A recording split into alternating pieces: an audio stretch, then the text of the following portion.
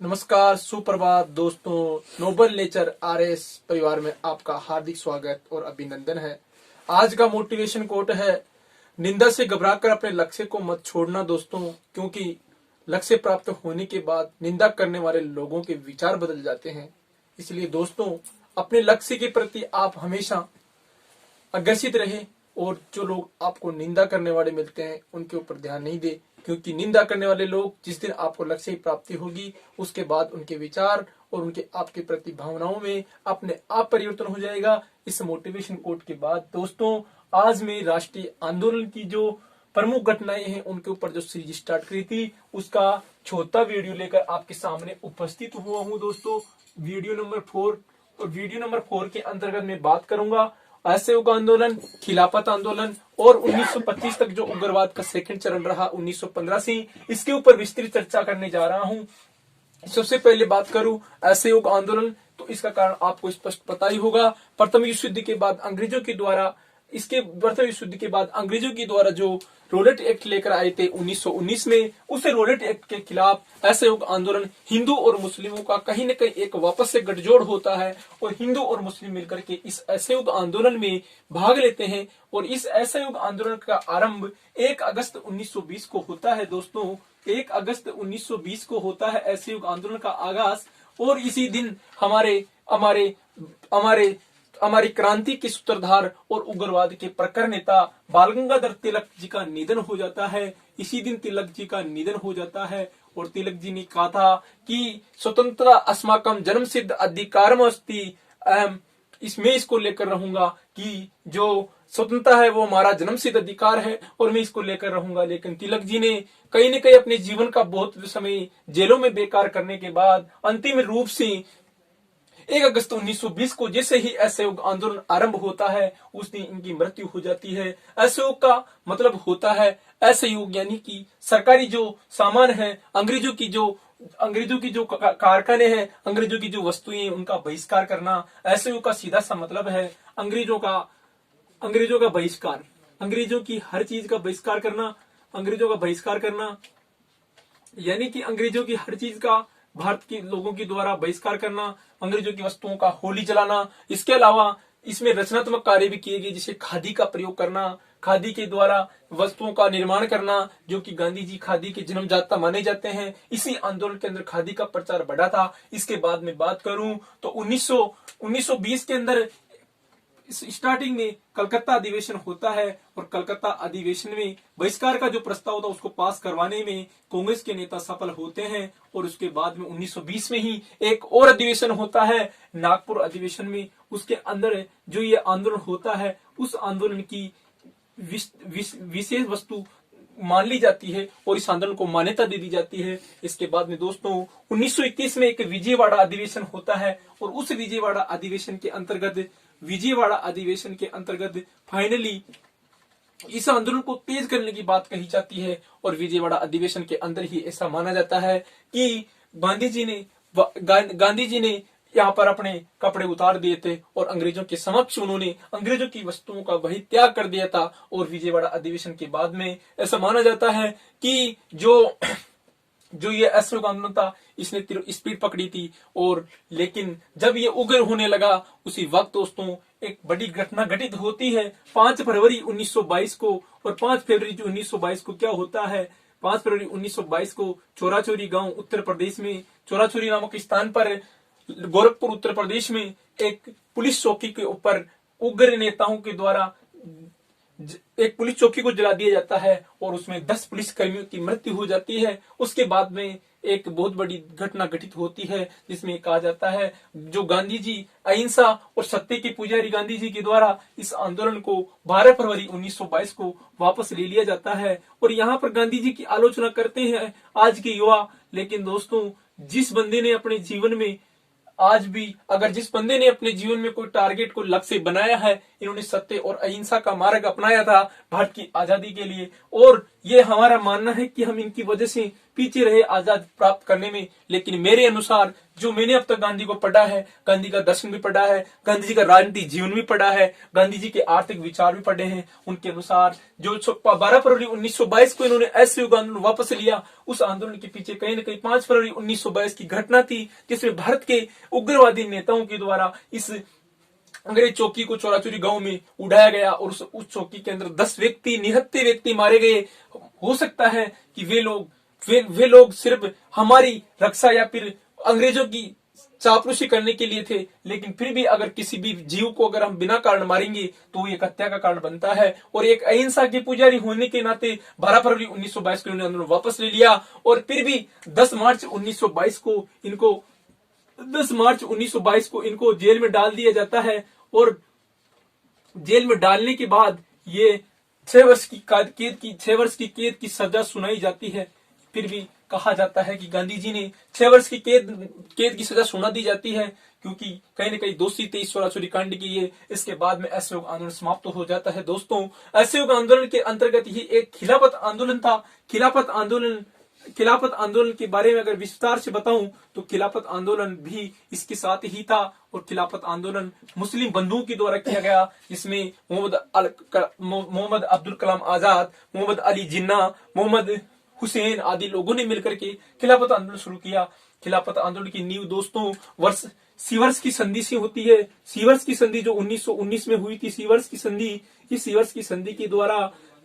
संधि के द्वारा प्रथम विश्व युद्ध को समाप्त घोषित कर दिया जाता है। और जो तुर्की देश है, जो यूरोप और एशिया महाद्वीप में फैला हुआ है, तुर्की देश, ये 2 ऐसे देश हैं, तुर्की और रसिया, जो यूरोप और एशिया महाद्वीप में फैले हुए हैं। इस तुर्की देश का एक सुल्तान हुआ करता था, जो कि मुस्लिम धर्म का सबसे बड़ा अल्लाह या भगवान माना जाता है। उसी सुल्तान कहते थे। जो तुर्की सुल्तान था, उसको जब तुर्की का विभाजन कर दिया गया 1920 में, उस समय वो सुल्तान 2 भागों में बट गया और सुल्तान का पद अंग्रेजों ने नष्ट कर दिया। इसी कारण 24 नवंबर 1919 को एक रैली आयोजित की जाती है अमृतसर पंजाब में, और इस रैली के अंतर्गत महात्मा गांधी को अध्यक्ष बनाया जाता है और महात्मा गांधी का अभिभाषण करवाया जाता है। और महात्मा गांधी कहते हैं कि आज वह वक्त आ चुका है जब हिंदू और मुस्लिमों को एक साथ लड़कर के इन अंग्रेजों को हमारे देश से और हमारे जो उपनिवेश है उसको समाप्त करने की टाइम आ चुका है। उसी वक्त ये खिलाफत आंदोलन और असहयोग आंदोलन में मिल जाते हैं। सारे के सारे मुस्लिम और हिंदू लोग मिलकर के असहयोग आंदोलन चलाते हैं। असहयोग आंदोलन 2 तरीके से जाना जाता है, एक नकारात्मक तरीके और एक रचनात्मक। नकारात्मक वे चीजें थी जिसमें अंग्रेजों की वस्तुओं की होली जलाई गई। दोस्तों, कहीं न कहीं वो है तो अंग्रेजों का विरोध, लेकिन वो नकारात्मक था, क्योंकि किसी के द्वारा बनाई गई वस्तु को हम बिना उपयोग करे उसको जला रहे हैं, तो नकारात्मक कार्य था। जबकि रचनात्मक कार्य में यह है कि भारतीयों ने खादी का प्रयोग करना सीखा। इसके अलावा भारतीयों ने और भी बहुत सारी चीजें यूज करना स्टार्ट करी, जो कि खादी का प्रयोग, देसी चीजों का प्रयोग। इसके अलावा आपको आगे बताऊं मैं तो खिलाफत आंदोलन और ये जो असहयोग आंदोलन, ये दोनों चलते रहे और फाइनली इसी के साथ खिलाफत आंदोलन समाप्त होता है। खिलाफत आंदोलन का कारण बता दिया मैंने, सीवर्स की संधि के द्वारा तुर्की का विभाजन करना और जो सुल्तान था उसको मुस्लिमों के धर्म का बादशाह मानने से मना कर देना, इसलिए खिलाफत आंदोलन चला था। दोस्तों, खिलाफत के सारे लोग ऐसे आंदोलन में शामिल होते हैं और फाइनली 10 फरवरी 1922 को सहयोग और खिलाफत आंदोलन दोनों समाप्त हो जाते हैं। 1921 में 1921 में एक अंग्रेज राजा भारत में आते हैं और उनके द्वारा अंग्रेजी राजा वेल्स भारत में आते हैं और वेल्स का स्वागत नहीं किया जाता है और उनका विरोध किया जाता है। 1919 में जो भारत शासन अधिनियम था, मोंटी चेम्सफोर्ड सुधार थे, उनके द्वारा भारत में विधानसभाओं का चुनाव करवाने या राज्य विधानमंडलों का गठन करने की बात कही गई थी। उस गठन को भी नहीं करते हैं और यह आंदोलन 1922 समाप्त होने के बाद में गांधी जी से आक्रोशित हुए व्यक्ति जिसमें प्रमुख थे मोतीलाल नेहरू और सीआर दास। मोतीलाल नेहरू और सीआर दास ने 1923 में एक अलग पार्टी बनाते हैं और वह पार्टी थी स्वराज पार्टी। स्वराज पार्टी का गठन 1923 में होता है। दोस्तों, इस स्वराज पार्टी ने 1923 में राज्य विधानसभा चुनाव में भाग लिया, जो कि 1919 के अधिनियम के तहत हुए थे और राज्य विधानसभा चुनाव में इस पार्टी ने भारी बहुमत प्राप्त किया 1923 में। और इस पार्टी ने अधिकांश प्रांतों में अपनी सत्ता बनाई और 1925 में इस पार्टी का एक महत्वपूर्ण नेता विठल भाई पटेल, जो कि सरदार वल्लभ भाई पटेल के पिताश्री थे, विठल भाई पटेल को केंद्रीय विधानमंडल का अध्यक्ष चुना गया। विठल भाई पटेल को केंद्रीय विधानमंडल का अध्यक्ष चुना गया। इस प्रकार दोस्तों ये पार्टी 1923 से लेकर 25 तक तो अपनी चरम उत्कर्ष पर रही, लेकिन 25 में एक घटना घटित होती है। 1925 में इसका फाउंडर सीआर दास जी की मृत्यु हो जाती है। 1925 में सीआर दास जी की मृत्यु हो जाती है। सीआर दास मर जाते हैं और इनकी मृत्यु के जस्ट बाद ये पार्टी अपना अस्तित्व खोने में सफल रहती है और 1926 के चुनाव में केवल 3 विधानसभा क्षेत्रों में ही ये पार्टी जीत पाई। और इस प्रकार ये पार्टी जो स्वराज पार्टी बनी थी, गांधी जी से अलग होकर के ये पार्टी 1923 से लेकर 26 तक रही कांग्रेस के विरोध में। और 1923 में एक समझौता भी होता है जो कि आपके एग्जाम के लिए अति महत्वपूर्ण है। 1923 का दास नेहरू पैक्ट, दास गांधी पैक्ट, दास और गांधी के बीच में एक समझौता होता है, दास गांधी पैक्ट। दास गांधी पैक्ट 1923 में होता है, याद रखना दोस्तों।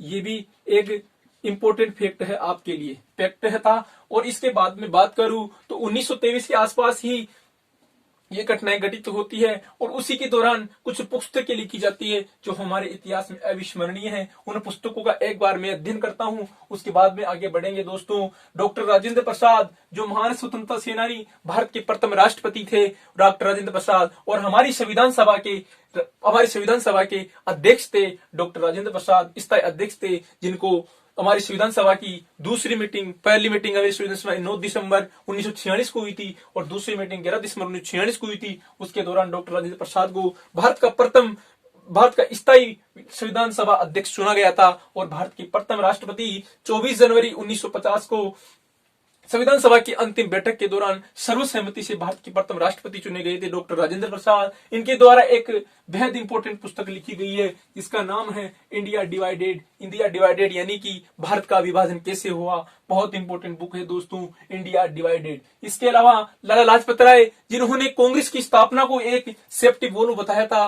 लाला लाजपत राय वही हैं जो कि गर्म दल के नेता थे। लाला लाजपत राय को 1928 में साइमन कमीशन के विरोध में लाला लाजपत राय की हत्या कर दी गई थी और 1928 में जब इनकी हत्या हुई थी सांडर्स के द्वारा, तो उस सांडर्स के द्वारा हत्या कर दी थी लाठियों से पीट के। उस वक्त लाला लाजपत राय ने कहा था कि मेरी शरीर पर लगी एक एक लाठी आपके अंग्रेज साम्राज्य को खत्म करने में कील या ताबूत के समान सम्मिलित होगी। लाला लाजपत राय की जो एक महत्वपूर्ण पोटेशन थी, जब ये मर रहे थे, लाठी से पीटा जा रहा था सांडर्स के द्वारा, उस वक्त इन्होंने कहा था कि मेरे शरीर पर लगने वाली एक एक लाठी आपके अंग्रेजी साम्राज्य को समाप्त करने में कील या ताबूत शामिल होगी। इनके द्वारा एक पुस्तक लिखी गई जिसका नाम था अनहैप्पी इंडिया, यानी कि निराश भारत। अनहैप्पी इंडिया यानी कि निराश भारत, किस प्रकार अंग्रेज इसका शोषण कर रहे हैं। उसके बाद में था अब्दुल कलाम आजाद दोस्तों थे तो मुस्लिम लीग के नेता, लेकिन कहीं न कहीं इनकी भावनाएं हमेशा कांग्रेस से जुड़ी रही और भारत का विभाजन होने के बाद भी ये कांग्रेस के ही सदस्य रहे। और भारत के प्रथम शिक्षा मंत्री मौलाना अब्दुल कलाम आजाद था और इनका जन्म दिवस 11 अक्टूबर को आता है। 11 अक्टूबर को नेशनल भारतीय शिक्षा दिवस मनाया जाता है। इनकी जयंती शिक्षा जयंती के रूप में मनाई जाती है दोस्तों।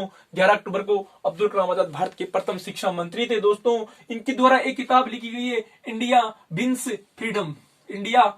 फ्रीडम, भारत ने किस प्रकार आजादी को प्राप्त किया। एक पुस्तक थी इनकी अब्दुल कलाम आजाद की। इसके बाद में एक हरदयाल नामक व्यक्ति था जिन्होंने भी एक किताब लिखी है जो बहुत कम लोगों को पता होती है, हिट्स फॉर नामक किताब लिखी थी हरदयाल जी ने। इसके बाद में दीन बंधु मित्र ने एक किताब लिखी है जो कि बहुत बार एग्जाम में आ चुकी है, नील दर्पण।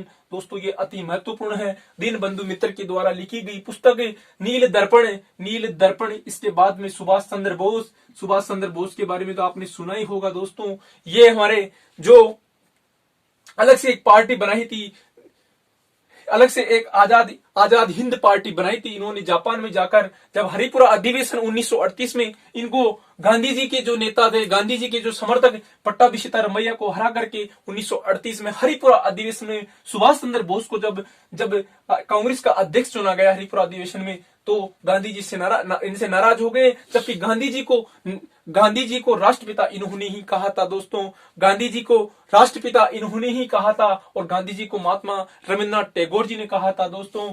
इस सुभाष चंद्र बोस जी ने फिर नाराज होकर के जापान चले जाते हैं और 1941 में कैप्टन मोहन सिंह के नेतृत्व में एक आजाद हिंद फौज का गठन करते हैं, और उस आजाद हिंद फौज के द्वारा 1943 के आसपास हमारे जो अंडमान निकोबार है वहां पर समानांतर सरकार का गठन किया जाता है। लेकिन ऐसी किंवदंती है कि 1945 में एक हवाई जहाज में बैठ करके जापान के लिए रवाना हुए थे, और वह हवाई जहाज आज दिन तक कहां किस समुद्र में गिरा उसका पता नहीं चला। तो इसलिए मुझे खून दो मैं आजादी दूंगा, ये नारा दिया था सुभाष चंद्र बोस ने। मुझे खून दो मैं आजादी दूंगा, ये नारा दिया था सुभाष चंद्र बोस ने। और आजाद हिंद मोर्चा जो सरकार बनाई थी, इसने जो समानांतर सरकार अंडमान निकोबार में बनाई थी, उसी इनकी जो 2018 में इनकी जयंती मनाई गई थी, उस जयंती के उपलक्ष्य में एक 3 द्वीप है हमारे अंडमान निकोबार में, उन द्वीपों का नाम इनके नाम पर किया गया है। एक रोस आइलैंड था, उसका नाम सुभाष चंद्र बोस आइलैंड किया गया है। एक स्वराज आइलैंड था, एक का नाम स्वराज आइलैंड किया गया है, और एक का नाम हिंद आइलैंड किया गया है। वो तीनों आइलैंडों के नाम आपको अगले वीडियो में बता दिए जाएंगे दोस्तों। इसके बाद में इनके द्वारा एक किताब लिखी गई, इंडियन स्ट्रगल, भारत ने किस प्रकार आजादी प्राप्त करने के लिए स्ट्रगल किया, उसके बारे में सुभाष चंद्र बोस ने एक अच्छी खासी बुक लिखी है जिसका नाम है इंडियन स्ट्रगल। इसके बाद में एनी बिसेंट दोस्तों आयरलैंड की रहने वाली थी, आयरलैंड की एक लेडी थी जिन्होंने भारत में आकर के बहुत बड़ा शांति व्यवस्था स्थापित करने में अहम भूमिका निभाई। 1979 का जो नोबेल शांति का पुरस्कार है एनी बिसेंट को मिला है। एनी बिसेंट प्रथम महिला अध्यक्ष थी कांग्रेस की, जिन्होंने 1916 के 17 के अधिवेशन में अध्यक्षता करी थी। इसके अलावा एनी बिसेंट भारत में शांति का अग्रदूत कहलाती है। एनी बिसेंट के द्वारा एक पुस्तक लिखी गई है जिसका नाम है how India for Hungary, how India for Hungary. इसके बाद में सुरेंद्रनाथ टैगोर के द्वारा एक पुस्तक लिखी गई है ए नेशनल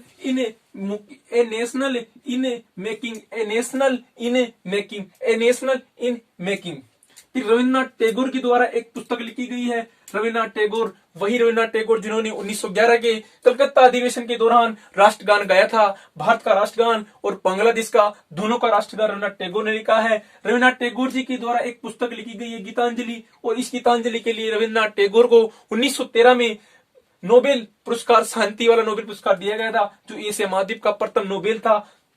रविन्द्रनाथ टैगोर को दिया गया गीतांजलि के लिए। इसके अलावा इन्होंने चित्रा, इसके अलावा गोरा, इसके अलावा हंगरी आदि पुस्तकें लिखी थी इन्होंने। उसके बाद में बात करूं दुर्गादास के द्वारा India from Curzon to Nehru and empire, India from Curzon to Nehru and after ये पुस्तक लिखी थी दुर्गादास ने। इसके बाद में बात करूं सी राजगोपालाचारी इनके द्वारा religion and culture Nations reconciliation and Ambedkar के द्वारा लिखी गई पुस्तक है।